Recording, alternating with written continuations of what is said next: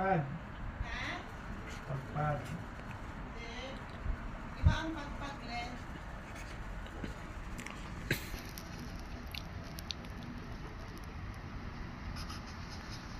Yung pagpag may laway ng tao eh.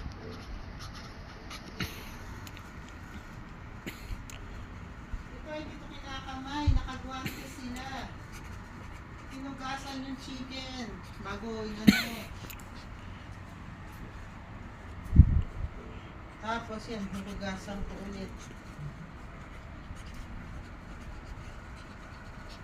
Kaya ayaw niya kasi nag-guilty siya. Nag-guilty siya.